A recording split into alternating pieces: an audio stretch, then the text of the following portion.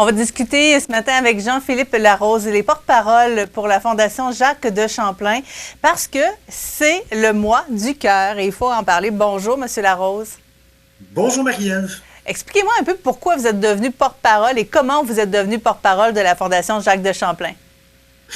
Ben, dans la vie, on dit qu'il faut redonner quand on reçoit. Alors, en décembre 2017, j'ai été victime d'un arrêt cardiaque en jouant au hockey cousin avec des amis. Je jouais au hockey tranquillement. Comme d'habitude, avec des copains que je fais depuis 15-20 ans que je faisais cette activité-là. Et en fin de partie, je me suis mis à me sentir étourdi un petit peu. Je pensais sur le coup que c'était un coup de chaleur. Et j'ai dit, hey, on prend une pause 2 secondes. Et je suis tombé à terre vraiment sans avertissement, sans aucune douleur, rien. J'ai tombé à terre en arrêt cardiaque. Et un de mes copains avec qui je jouais a traversé le gymnase pour m'enlever l'équipement parce qu'on s'entend, je suis gardien de but, alors c'est sûr que j'avais pas mal d'équipement sur moi. Ils m'ont arraché l'équipement et là, mon ami visiblement a vu que j'étais en situation de détresse, d'arrêt cardiaque, alors tout de suite il a dit à un autre, va chercher le défibrillateur, toi appelle le 911. Bref, il a vraiment pris contrôle de la situation.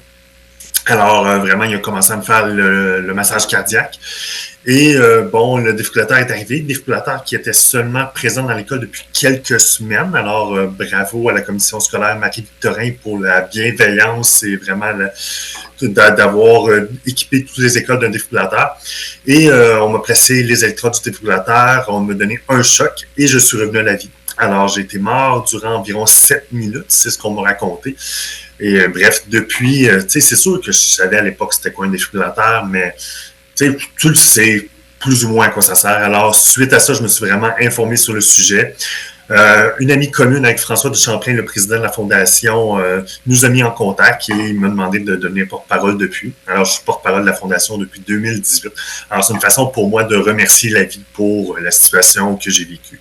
Monsieur Larose, vous avez été chanceux dans votre malchance parce que oui, il y avait le défibrillateur qui était maintenant sur place et vous aviez quelqu'un qui connaissait, qui savait comment ça fonctionnait, qui savait à quel endroit où il était, puis qui savait comment réagir aussi, là. Ben oui, tu sais, puis à chaque fois on parle du facteur chance, puis tu as tout à fait raison, Marielle. Tu sais, j'ai longtemps dit j'ai été chanceux dans ma malchance, puis je le dis encore aujourd'hui, parce qu'il faut savoir qu'il y a seulement un arrêt cardiaque sur 10 que la victime survit. Vraiment, les 9 autres ne survivront pas pour diverses raisons. Alors, effectivement, une plus grande présence de défibrillateur cardiaque, ça sauve des vies. Et savoir l'utiliser, ne pas avoir peur de l'utiliser. Mm-hmm. Et encore une fois, les cours de premiers soins, le massage cardiaque. Vraiment, c'est des trucs qui prennent environ une demi-heure à toutes les 2 ans pour se rafraîchir la mémoire, des petits cours qu'on peut suivre en groupe, entre amis. Et vraiment, c'est des situations qui sauvent les vies. C'est super important.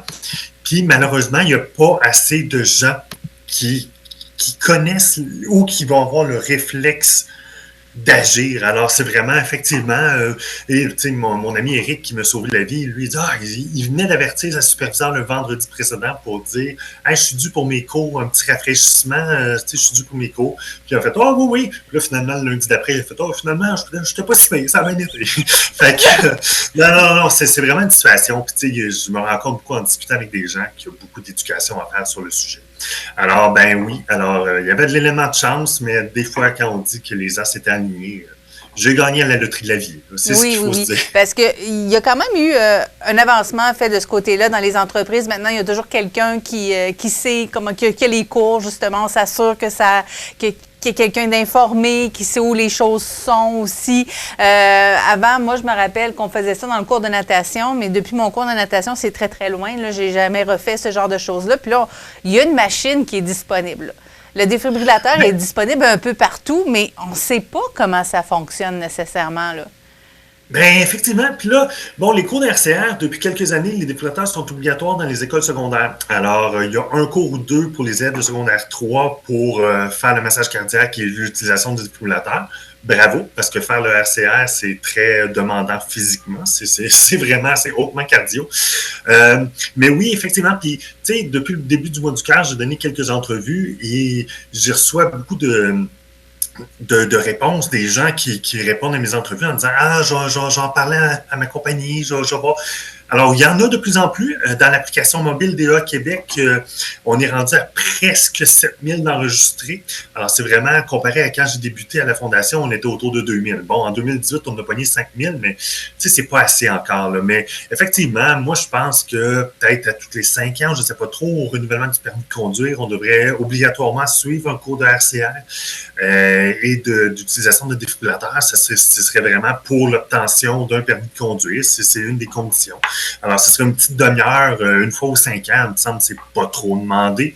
Ça pourrait être une solution qu'on pourrait envisager afin, parce que le défibrillateur, c'est prouvé que l'utilisation, comme je te disais, ça sauve des vies. C'est vraiment utile. C'est vraiment... moi, depuis le début que je suis impliqué dans la Fondation, j'ai entendu un paquet de belles histoires qui se terminent bien. Mais malheureusement, il y a encore trop d'histoires tristes. C'est des morts qui pourraient être évitables vraiment de manière simple si on avait eu un défibrillateur à portée de main ou quelque chose de genre. Parce que quand une personne en situation d'arrêt cardiaque est en situation d'arrêt cardiaque, par minute qui passe, c'est 10% de chances de survie qui baissent. Alors, si aucune action n'est faite en 10 minutes, alors malheureusement, les chances de survie et les chances de survie sans séquelles, si la personne s'en sort, sont quasi nulles. Alors, c'est vraiment la rapidité d'exécution parce que chaque minute compte, c'est vraiment important. Et Jean-Philippe, vous l'avez précisé, il y a de plus en plus de défibrillateurs disponibles un peu partout. Comment on les trouve?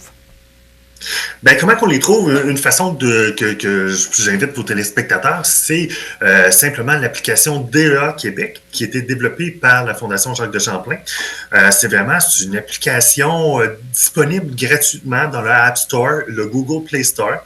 Et là, on met ça sur notre téléphone, on partage notre position géographique et ça va indiquer où est le défibrillateur le plus près.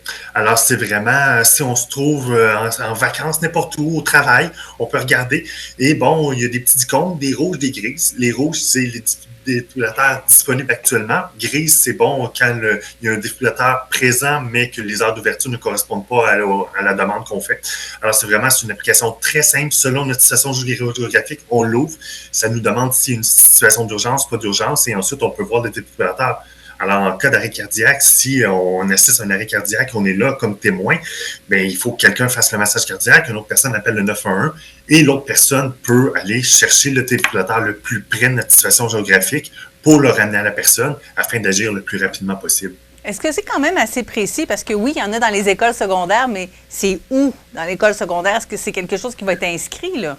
Oui, c'est vraiment comme moi, mon travail, c'est vraiment, ça indique à la réception, en arrière du bureau de la réceptionniste, le défibrillateur est là. Alors, si on clique sur le défibrillateur, ça indique les heures d'ouverture, c'est vraiment, tout est précis, le plus précis possible, parce que évidemment, c'est un gros registre qu'on essaie de mettre à jour le plus possible, mais tu sais, c'est vraiment, ça peut changer, mais c'est le plus précis possible. Alors, vraiment, en situation d'urgence, je vous le conseille. C'est vraiment là pour le mois du cœur, on vise le 10 000 téléchargements. Alors, c'est pour ça que j'invite les téléspectateurs à le télécharger afin qu'on atteigne notre objectif. Parce que plus de gens qu'on l'a, plus de vies qu'on pourrait sauver éventuellement. Je vois que c'est très bien pensé, là. Il y a vraiment les indications, les endroits, mais aussi, vous le disiez, ça prend quelqu'un qui appelle le 911. Bien, le 911, on peut juste appliquer ici, puis on l'appelle directement aussi, là. Puis il y a aussi une petite section, si vraiment on a besoin d'un petit rafraîchissement niveau méthode RCR, il y a une petite vidéo, une petite démonstration, comment faire, sur quel beat. Alors c'est vraiment, tout est là, tout est pensé. On espère jamais s'en servir, mais tu sais, c'est comme des instincteurs d'incendie. Tu sais, il y a des instincteurs d'incendie d'un coup que le feu pogne, mais ça c'est la même chose. Alors, on veut jamais s'en servir idéalement, mais si ça arrive, tu sais, on l'a, ça existe, puis c'est gratuit. Alors, pourquoi ne pas l'utiliser? Bien, merci beaucoup, Jean-Philippe Larose, de nous avoir présenté cette application et de nous avoir parlé de la Fondation Jacques de Champlain. On vous souhaite une belle et longue vie maintenant. Bien, je vous remercie beaucoup. Passez une belle journée. Bonne journée. Et on va nous télécharger gratuitement l'application DEA. Très, très simple à trouver et très, très simple à utiliser par la suite. Bonne journée.